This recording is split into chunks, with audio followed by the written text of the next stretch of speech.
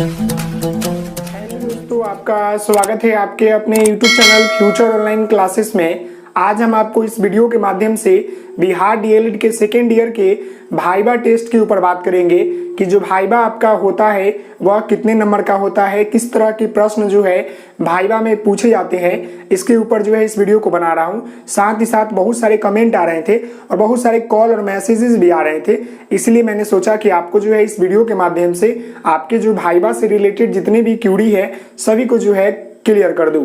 तो मैं आपको बता दूं कि जो सेकेंड ईयर में भाइबा होते हैं वो आपके 100 नंबर के होते हैं, जिसमें जो होता है आपको भाइबा होते हैं प्लस आपके टीचिंग जो आपका स्किल होता है उसे देखा जाता है, जो कि बाहर से लोग आते हैं आपके कॉलेज में और एक्सटर्नल तौर पर जो है आपसे प्रश्न पूछते हैं, आपके माइक्रो स्किल टीचिंग को देखते हैं, साथ ही साथ आपके लेसन प्लान को देखते हैं और किस तरह के प्रश्न जो होते हैं आपको भाइबा में पूछे जाते हैं और टोटल आपका 100 नंबर का होता है। तो एक एक करके जो है सभी चीजों के बारे में जानते हैं।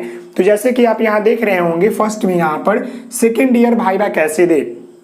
तो देखिए, सेकेंड ईयर भाइबा कहने का अर्थ है कि जिस प्रकार आपका ओरल एग्जाम होता है, आपने दिया होगा बचपन में बहुत सारे आपने ओरल एग्जाम दिया होगा, ठीक उसी प्रकार जो है आपका भाइबा होता है। जैसे ओरल एग्जाम में बहुत सारे प्रश्न आपसे पूछे जाते हैं, आपके सिलेबस के ऊपर आधारित प्रश्न पूछे जाते हैं, ठीक उसी प्रकार के जो है भाइबा में भी जो है आपके सिलेबस के आधारित जो है प्रश्न पूछे जाएंगे। किसी तरह का क्वेश्चन पूछ दिया जाए या विधि पूछ दिया जाए या किसी भी वैज्ञानिक के जो सिद्धांत है उसके बारे में आपको पूछा जा सकता है। यह आपका हो गया। अगला में आते हैं, पहला आपका यही है कि सेकेंड ईयर का भाइबा कैसे दे। तो कैसे दे, जिस प्रकार आपने एसीपी दौरान में जो है बच्चों से प्रश्न पूछा होगा, ठीक उसी प्रकार आपसे भी जो है प्रश्न पूछे जाएंगे, तो वही आपका भाइबा होगा। दिक्कत यह होगी कि वह जो पूछने वाले प्रश्न होंगे वो आपके कॉलेज के शिक्षक ना होकर बल्कि किसी दूसरे कॉलेज के शिक्षक होंगे। तो वहां पर जो है आपको डरना नहीं है, जो आपको आएगा वो बेहिजक, मतलब किसी तरह का वहां पर गड़बड़ नहीं करना है, आपको जो है डायरेक्ट बता देना है। अगर आता है तो बताएंगे, नहीं आता है तो बोल देंगे कि नहीं आता है। एक लाइन में जो है इंटरव्यू की तरह जो है होता है, 4 लोग बैठेंगे, एक एक सवाल आपसे पूछेंगे, तो बस आप डरेंगे नहीं बल्कि आपको जो आता है उससे रिलेटेड जो ही आएगा उसे आप बोल देंगे, डरेंगे नहीं। लेकिन सबसे बड़ी बात यही है। सेकेंड है आपका, क्या वह कैसा प्रश्न पूछे जाते हैं। देखिए, अब भाइबा होगा तो उसमें कैसा प्रश्न पूछा जाता है या किस तरह का होता है या क्या पूछा जाता है। तो ये भी प्रश्न ज्यादा बच्चे के थे कि सर भाइबा में किस तरह के प्रश्न आते हैं, कैसे प्रश्न पूछे जाते हैं, तो इसके ऊपर हम बताने वाले हैं, अभी आप वेट करेंगे।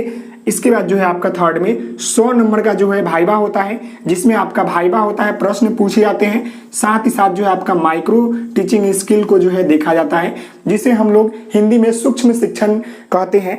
तो इसमें जो है आपको भाइबा में तो प्रश्न पूछे जाएंगे, लेकिन जो ये माइक्रो टीचिंग स्किल होता है, मैंने एक वीडियो जो है बहुत पहले बनाया था, अप्रॉक्स आज से 4 महीने पहले, लेकिन मैं जो है अगले वीडियो में है उसी के ऊपर बात करने वाला हूं कि आपको माइक्रो टीचिंग स्किल में जो है कौन कौन से स्किल आते हैं, किस तरह से आपको बोर्ड पर जाकर बोर्ड वर्क करना होता है, किस तरह से जो है आपको पढ़ाने होते हैं।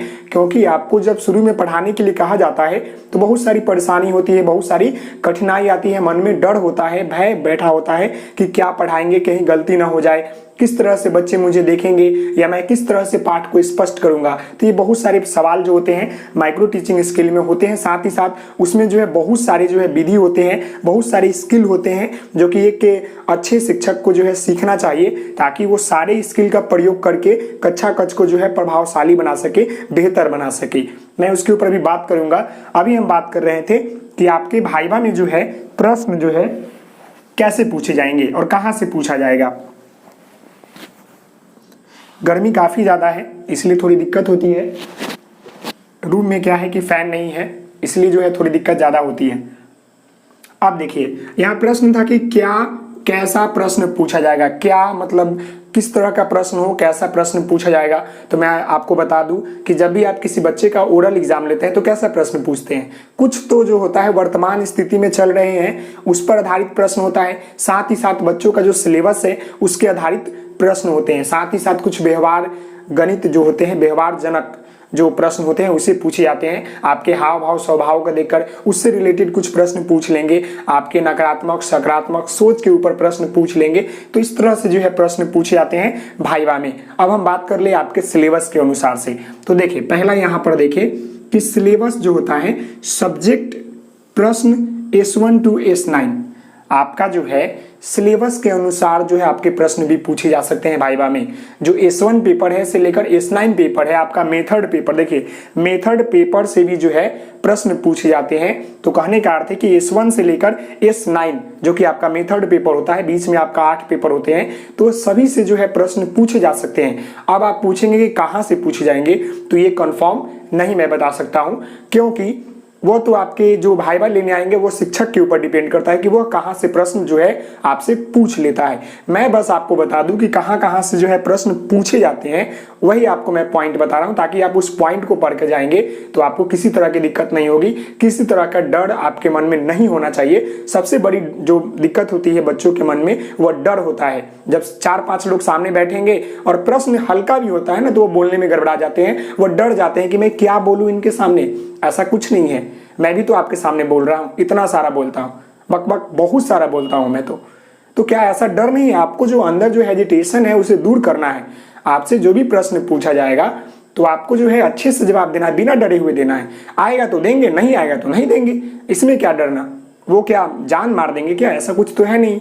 नंबर ही ना कम आएगा तो उससे क्या दिक्कत है? कुछ दिक्कत नहीं है। ऐसा सोचना ही नहीं है कि आपको नंबर कम आएंगे। आप वहां जाएंगे, कोई भी प्रश्न पूछे उससे रिलेटेड आपके यहाँ दिमाग में जो भी आता है वो बोल दे वहां पर, बस यही तो करना है भाईवा में, और कोई दिक्कत नहीं होनी चाहिए। मेरे ख्याल से लगता है कि दिक्कत नहीं होनी चाहिए। देखिए सब्जेक्ट प्रश्न S1 से S9 आपके सब्जेक्ट आधारित जो है प्रश्न पूछे जाते हैं। अब आता है आपका ACP2 related question like ACP2, ये सबसे महत्वपूर्ण जो है आपका भाइवा का पार्ट होता है। ACP2 जो कि आप एकदम जस्ट करके आए होते हैं और उसमें जो है बहुत सारा आपको काम करने होते हैं। उसके आधारित जो होते हैं बहुत सारे प्रश्न जो होते हैं भाइवा जो टीचर होते हैं वो पूछते हैं।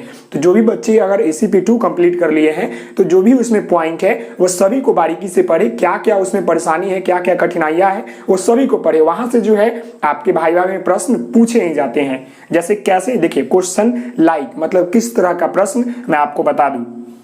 पहला आपका जो है एक्शन रिसर्च, पहला आपका क्या है? Action research. इससे रिलेटेड जो है आपको प्रश्न पूछ लेंगे कि एक्शन रिसर्च क्यों जरूरी है, कैसे इसका कार्य किया जाता है, या किस तरह से गतिविधि कराकर, या बहुत सारे आप एक्शन रिसर्च जो है क्यों करते हैं, इसका उद्देश्य क्या है, इसका क्षेत्र क्या है। इस तरह से आपके प्रश्न पूछे जा सकते हैं। जैसे देखिए आप दूसरा जो आपका पॉइंट है ACP2 से रिलेटेड ही है, आपका जो है लर्निंग प्लान, जो आपका जो होता है पाठ विस्तार जो भी हो, या जो आपका लर्निंग प्लान हम लोग क्या बोलते हैं कि पाठारंभ करने से पहले किस तरह की गतिविधि कराए, जो आपका लर्निंग प्लान में आप लिखते हैं फॉर्मेट आधारित। तो लर्निंग प्लान से जो होता है आपके प्रश्न पूछे जा सकते हैं कि आप जो है किसी पाठ का योजना किस तरह से तैयार करेंगे, उसमें पाठारंभ कैसे देंगे, क्वेश्चन कैसा पूछेंगे, इंड कैसे करेंगे, स्टार्ट कैसे करेंगे, उद्देश्य क्या होगा, ये सभी प्रश्न जो है इसमें आ सकते हैं। तो आप समझेंगे एक्शन रिसर्च भी वही तरह के प्रश्न आएंगे। अब जो आता है आपका थर्ड जो ACP2 में करना है,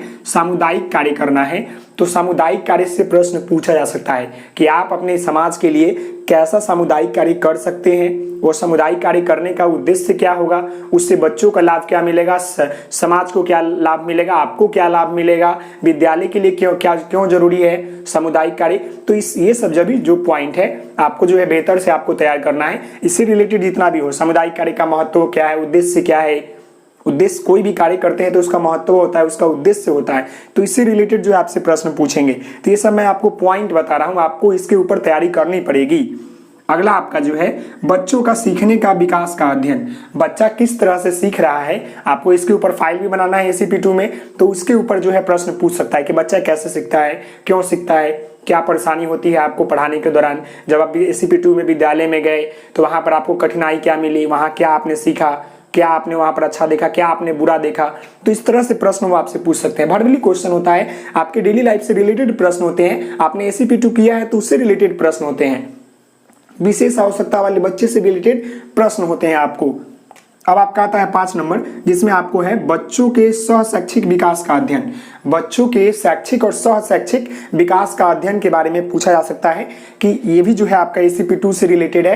अब मैं आपको बता दूं, ये आपका जो ACP2 से रिलेटेड जो है आप सभी को बड़ी बारीकी से पढ़ेंगे, वहां से प्रश्न पूछे जाते हैं। साथ ही साथ S1 से लेकर S9 तक के जो है प्रश्न पूछे जाते हैं। आगे आते हैं तो आपका जो है माइक्रो टीचिंग स्किल से रिलेटेड प्रश्न पूछे जाते हैं कि आपने पढ़ाना शुरू किया तो क्या कठिनाई आई, किस तरह से पढ़ाया, क्यों पढ़ाया, उसका उद्देश्य क्या था, या किसी तरह की दिक्कत आई, परेशानी, इसी तरह से प्रश्न पूछेंगे। जो माइक्रो टीचिंग स्किल है कितने हैं, या बहुत सारी स्किल का नाम आपसे पूछ लेंगे कि क्वेश्चनिंग स्किल क्या है, सेट इंडक्शन क्या है, इस तरह से प्रश्न पूछेंगे। हिंदी में बता दूं तो पाठारंभ क्या है, पाठांत कैसे करेंगे, मूल्यांकन प्रश्न कैसे पूछेंगे, विषय विस्तार कैसे करेंगे, तो ये सब जो है आपसे प्रश्न पूछेंगे। आप जो भी मतलब माइक्रो टीचिंग स्किल करते हैं, किसी भी पाठ को पढ़ाते हैं, तो पूर्व ज्ञान को आकलन कैसे करेंगे, किस पर आधारित होना चाहिए, बच्चों से आपका अंतःक्रिया कैसा होना चाहिए, वर्ग व्यवस्था कैसा होना चाहिए, इस तरह से रिलेटेड प्रश्न पूछते हैं। मैं आपको बता दूं गर्मी काफी ज्यादा है। आगे बढ़ते हैं।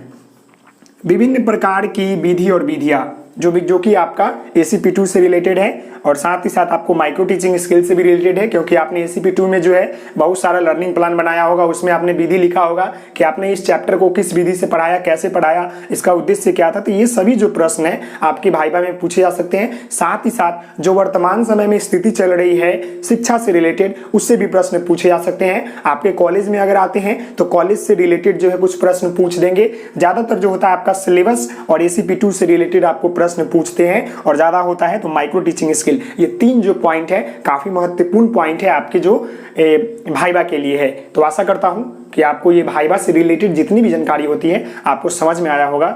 तो आप इस वीडियो को लाइक करेंगे, शेयर करेंगे, सब्सक्राइब करेंगे। Thank you so much. जय हिंद, जय भारत। तो मिलते हैं नेक्स्ट वीडियो में, तब तक के लिए धन्यवाद। Thank you so much.